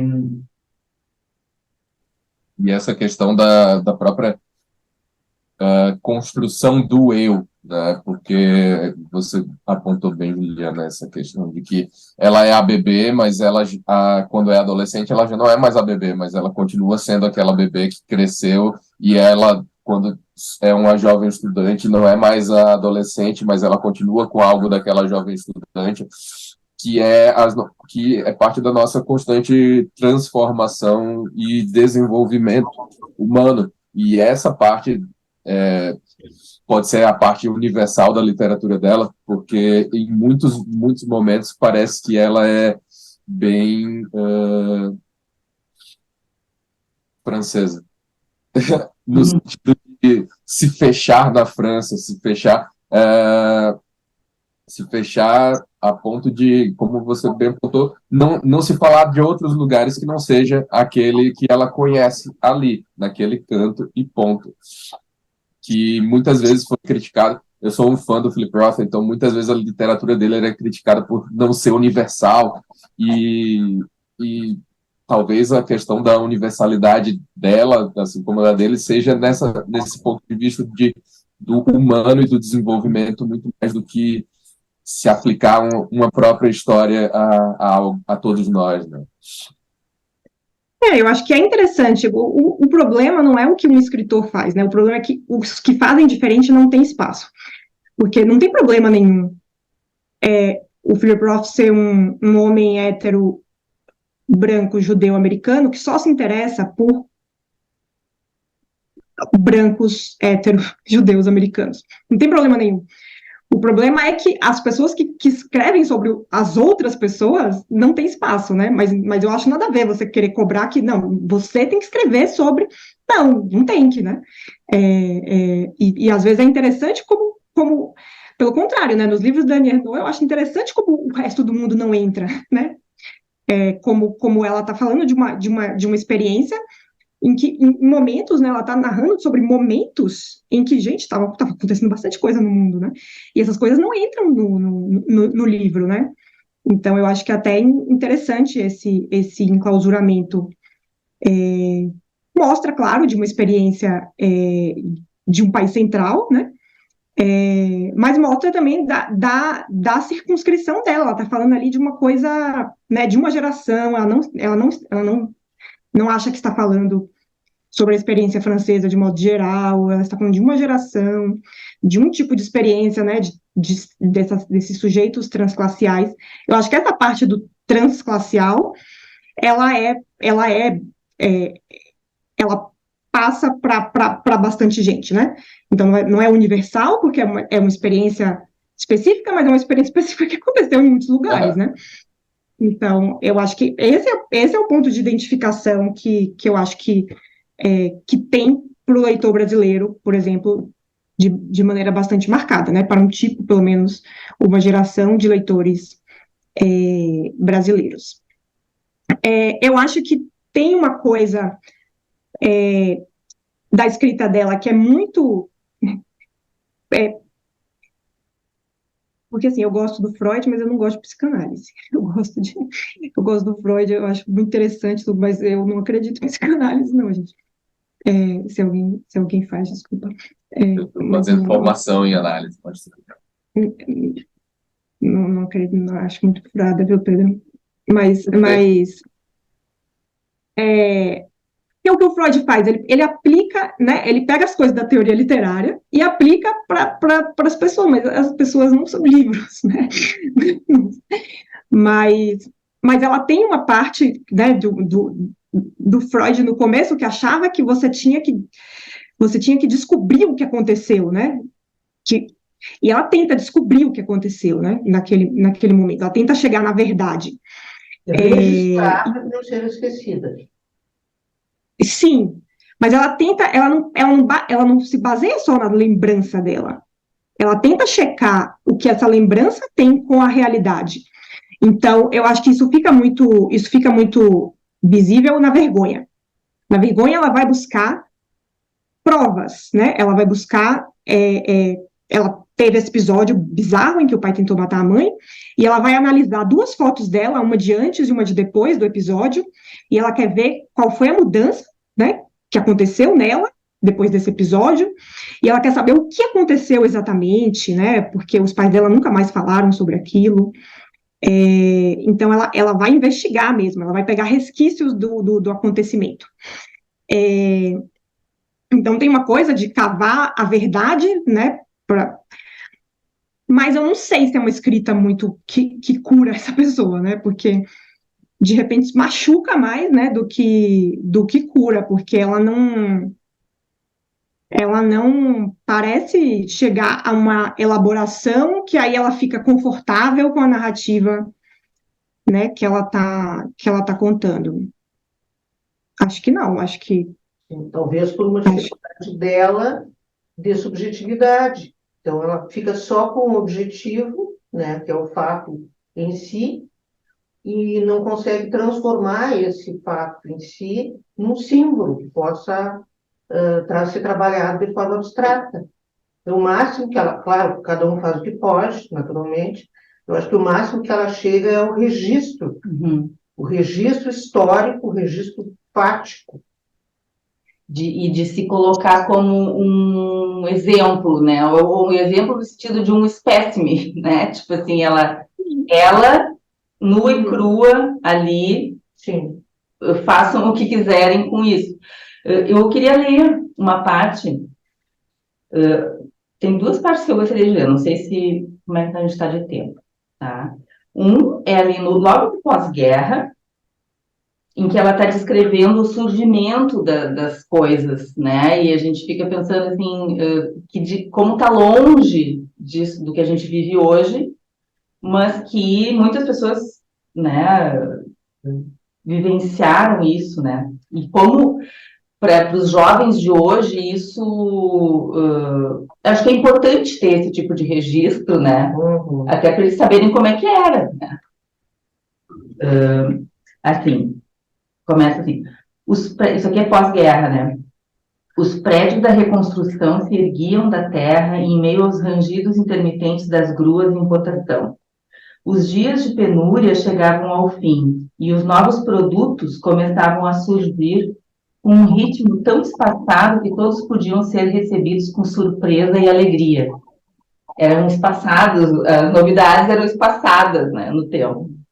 Nas conversas, as pessoas avaliavam e discutiam a utilidade de cada um deles, que se materializavam como nas fábulas, inesperados e imprevisíveis. Todo mundo aproveitava alguma coisa, a caneta Bic, o shampoo em pote, as toalhas plásticas protetoras de mesa, de uma marca lá, os revestimentos de piso Geflex, o Tampax, os cremes que clareavam os pelos, os utensílios de plástico de laque, o tergal, as lâmpadas tubulares, o chocolate ao leite com avelã, a bicicleta motorizada e a pasta de dente com aroma de clorofila. Então, assim, essa lista, né, de coisas, cada uma sendo usufruída, né, tendo tempo para ser usufruída. Hoje a gente tem né, depois a gente vê o contraste lá nos anos 2000, né, da tecnologia. E a outra coisa que eu queria ler é ela falando do livro, né, que também nos ajuda a entender o livro. Ela diz assim, pensando no livro que ela vai escrever, né? Será uma narrativa escorregadia, no pretérito imperfeito e absoluto, que vai pouco a pouco devorando o presente até a última imagem de uma vida. Um fluxo que será, contudo, interrompido a intervalos regulares por fotos e sequências de filmes que vão captar as formas do corpo e os lugares sociais sucessivos ocupados por ela. Essas interrupções funcionarão como pausas na memória e, ao mesmo tempo, como conexões com o desenvolvimento de sua própria existência, com aquilo que a tornou singular, não pela natureza dos elementos de sua vida, sejam eles externos, trajetória social, profissão, ou internos, pensamentos e aspirações, desejo de escrever, mas por sua combinação única em cada ser humano. O uso do ela na escrita vai corresponder em espelho ao caráter fugidio das fotos, nas quais ela é constantemente outra.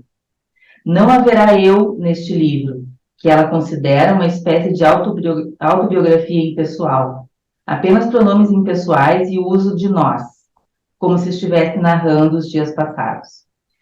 É interessante que ela descreve e ela assim, como ela planejou isso, né, e como ela transformou numa obra de arte, né, que eu acho que porque é tudo pensado, né, eu acho que isso que é uma coisa importante, assim, tem a questão formal, tem a questão subjetiva, mas é tudo pensado.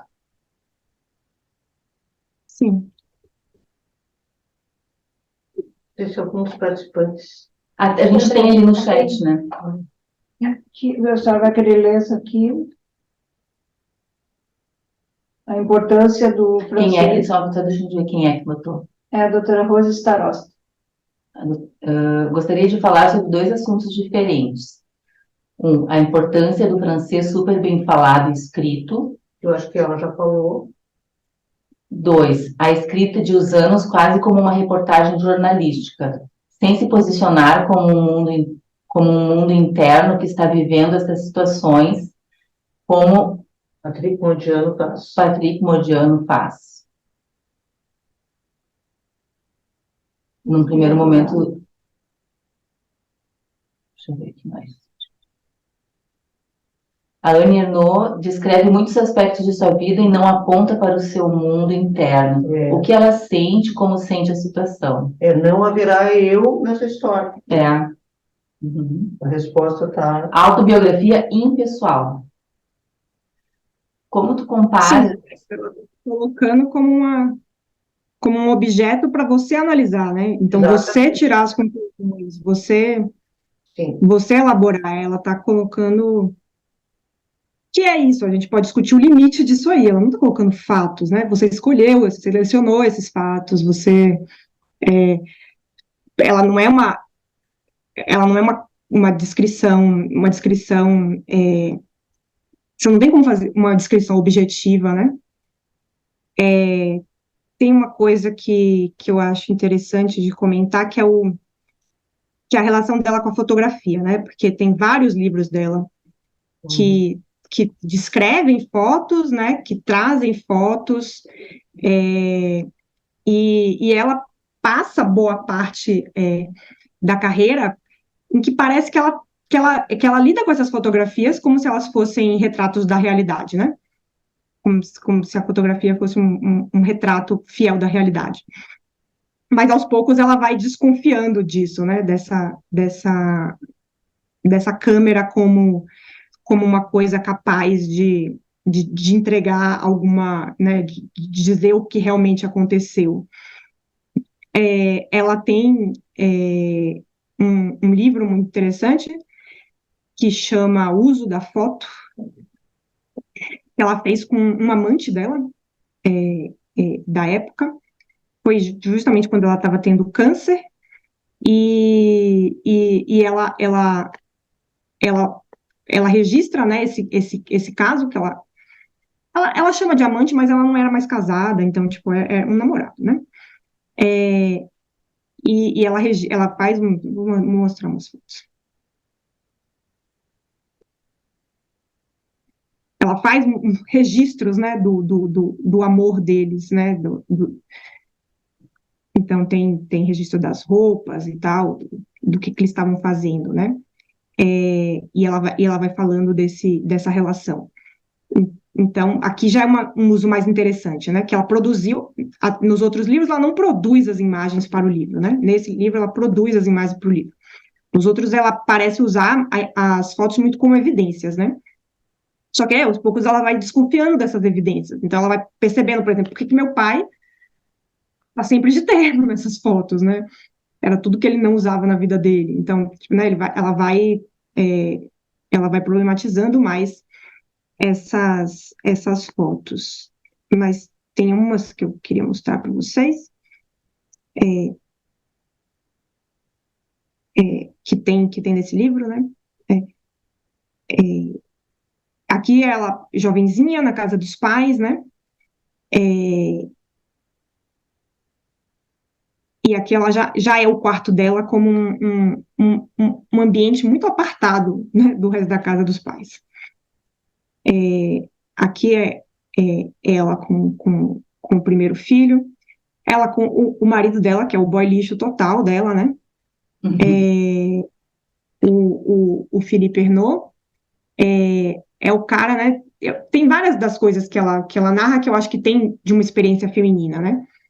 Então, por exemplo, quando ela escreveu o primeiro livro dela, ela teve que mentir, né, para ele deixar ela em paz, ela tem um tempo, etc. Ela disse que ela estava escrevendo um projeto de doutorado, né? E, na verdade, ela estava escrevendo o primeiro livro dela. Para ela ter um tempo, né, para ela conquistar o direito àquele tempo, e para ele também não ficar enchendo o saco, né, tipo, perguntando o que ela estava fazendo, né? Então, ela disse isso, né? Aqui tem umas fotos de infância dela, tem uma foto dela de quando ela estava com câncer, né? Ela teve câncer. Aqui mais uma do pai de calça social. Deixa eu ver. Aqui é uma foto que eu gosto bastante do café Tearia, né? Da fachada do café. Essa está no Retorno a Yvetot. Essa daqui é uma das fotos da vergonha, né? Então é uma foto que eles fizeram logo depois uma viagem, logo depois desse episódio que o pai tenta matar a mãe, eles fizeram uma viagem, e tá aqui ela e o pai, e ela acha que essa foto já tá toda estranha, né? Aqui ela com a mãe, né? Aqui é no fundo do café, nos fundos do café. Então aqui a gente já percebe, né? Não era um estabelecimento muito chique, né? Aqui é foto de infância dos filhos dela. Deixa eu ver se tem alguma que eu não mostrei.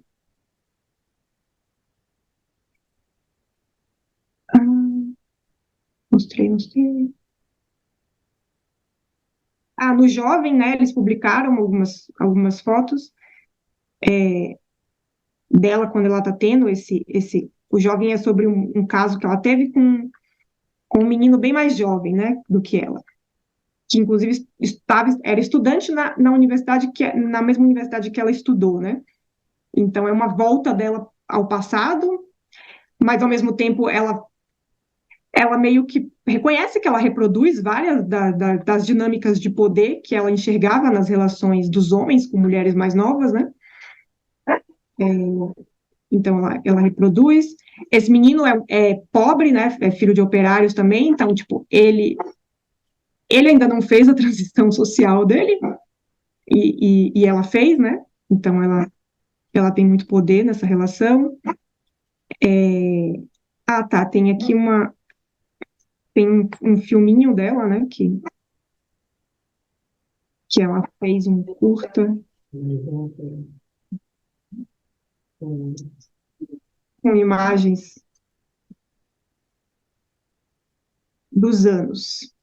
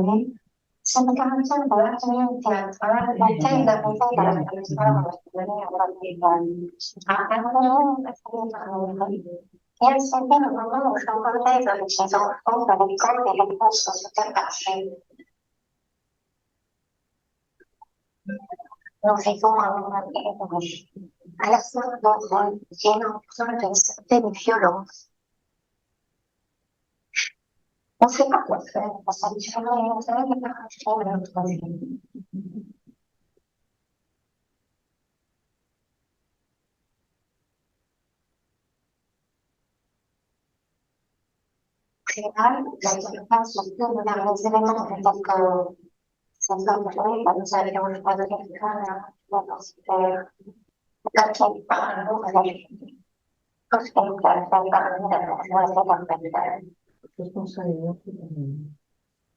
Só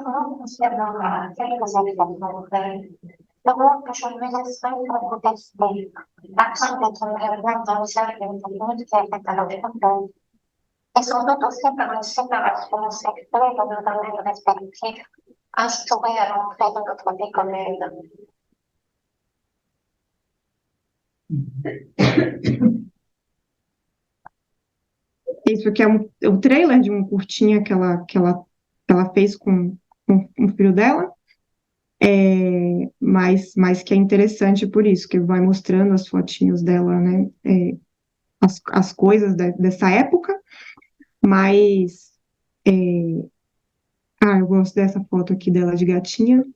Essa é uma dos livros, né? Da capa do livro.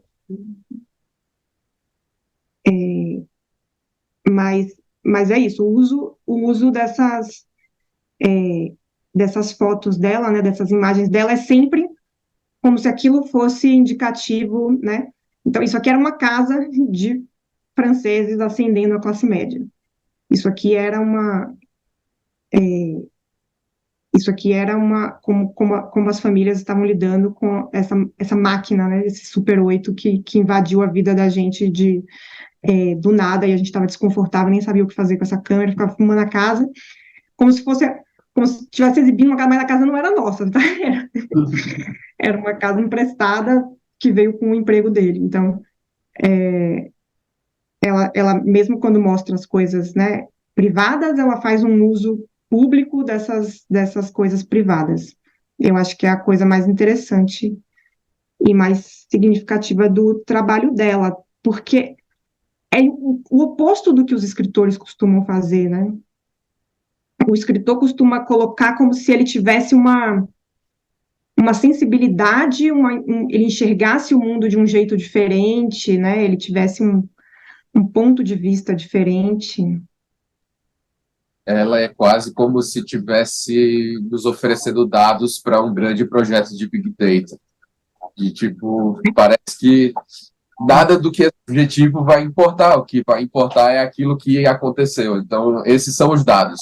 Coloco todos esses dados e processe que talvez eu vá conseguir uma resposta em relação a por que que meu pai foi violento com a minha mãe desse jeito, ou por que que os anos aconteceram desse jeito, ou até mesmo não tem muito ali na literatura dela uma busca por respostas de como é que eu me senti, ou o que é que isso gerou em mim. Tem mais é isso que aconteceu. Ponto. Né? E por isso é tão contemporâneo, né? Porque ela também descreve as ilusões e as desilusões ao longo do tempo, né? Então, lá pelas tantas, não existe uma resposta única né? E é onde a gente está hoje, assim, né? Acho que ela também faz uma certa análise filosófica, assim, nesse período. Mas a gente está já, né, no nosso horário. Não sei se alguém quer falar mais alguma coisa? Aqui, não. Juliana? Alguém falou, a Rose falou sobre o Patrick Modiano, né? Ah, isso. Que também tem uma origem, o Patrick Modiano, que também ganhou o Nobel. Você não é francês? Origem não francesa e língua francesa.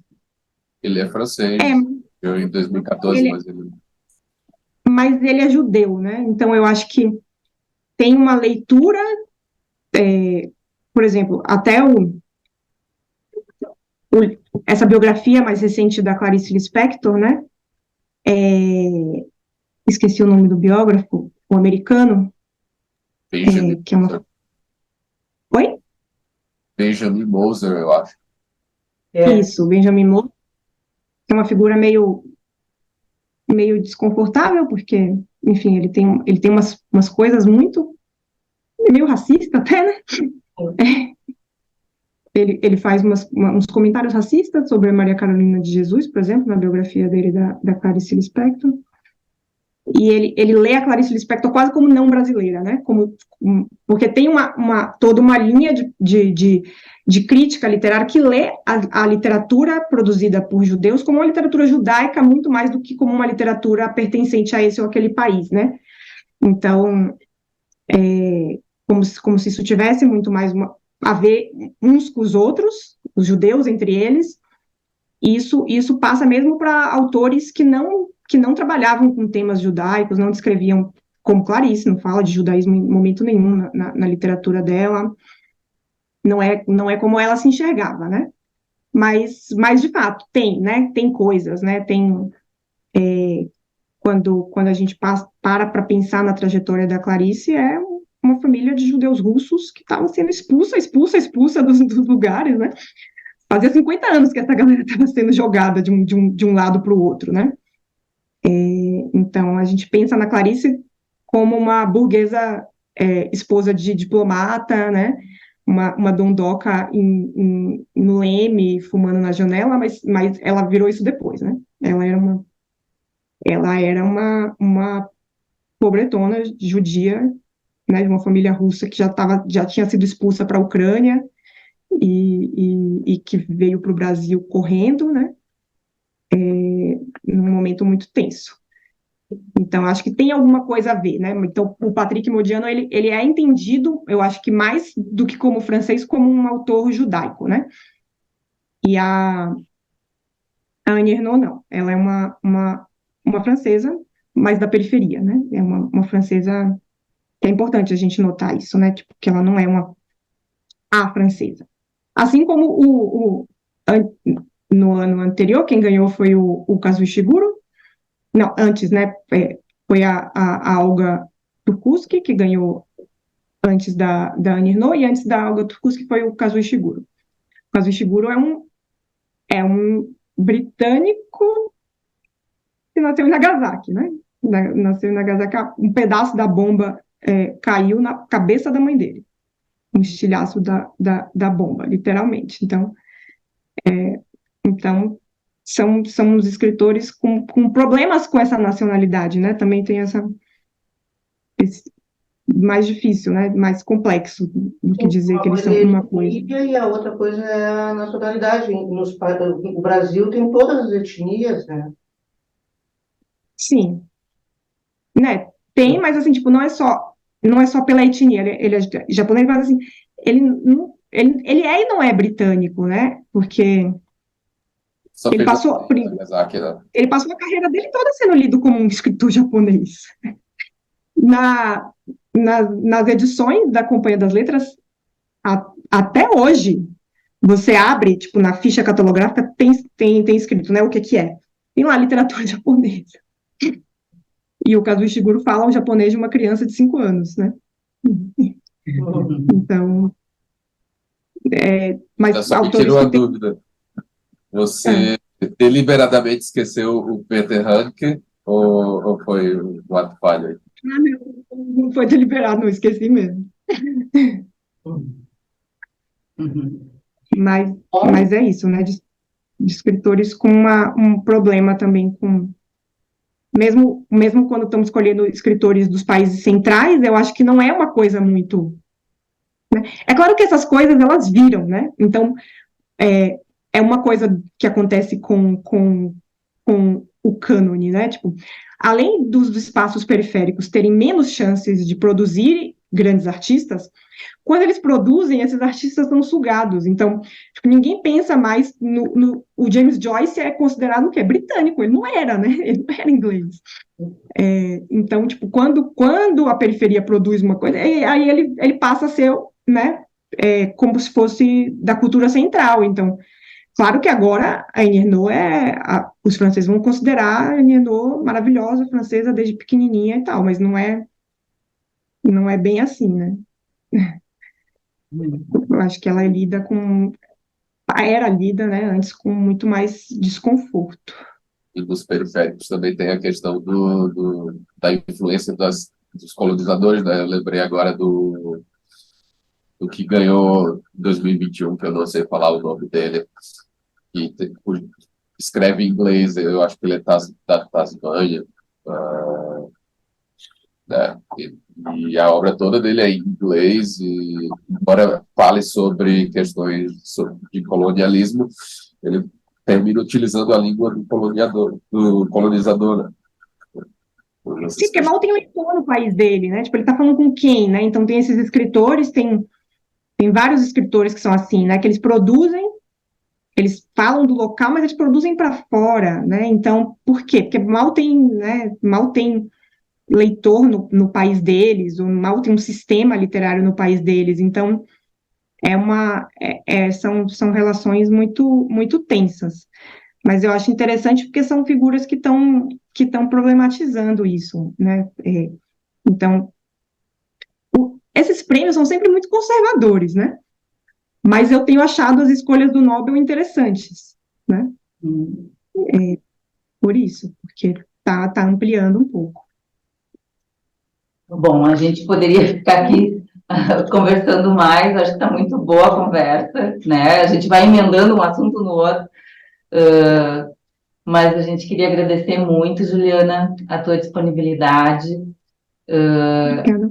e a qualidade, né, e o teu conhecimento a respeito da Annie Ernaux, assim, nos ajudou, né, a entender melhor também, acho que esses meandros, assim, né, essa questão da origem dela, né, da questão inusitada né, desse prêmio, no caso, e que eu acho que realmente, né, é poder dar visibilidade para formas diferentes de escrever e de trazer, né, as questões de verdade, de humanismo, né.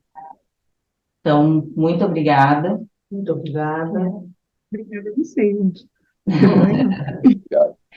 Sigam a Juliana nas redes sociais. Oi? Sigam a Juliana nas redes sociais. Eu já estou seguindo Muito lá. legal. O Twitter dela é muito bom e eu acompanho sempre. E ela também tem eu esqueci o nome que a gente manda o e-mail e você fica mandando pra gente. Newsletter. Vou passar para vocês. Eu tenho se eu falar aqui, eu tenho um Instagram, tenho uma newsletter e tenho um Twitter. Isso aqui é a minha newsletter, tipo, vocês colocaram e-mail quando eu escrevo, eu mando os textos para lá. Hum.